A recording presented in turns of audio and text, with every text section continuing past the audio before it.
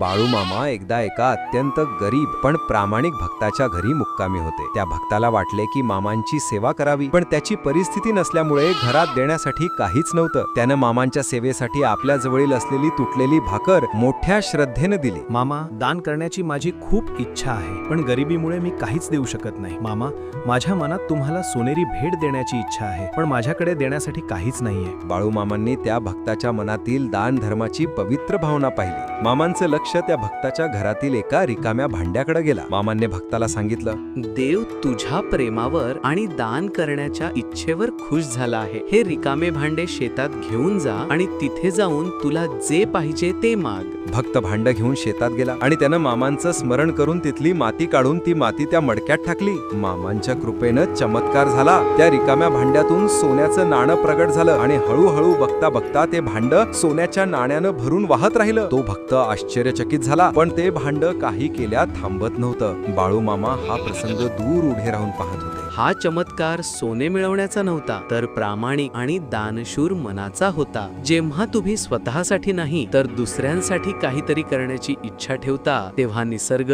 तुम्हाला अक्षय भांडार देतो। बाळूमामांचा पूर्ण व्हिडिओ पाहण्यासाठी आजच आपल्या आजोबांच्या गोष्टी या YouTube चॅनलला भेट द्या।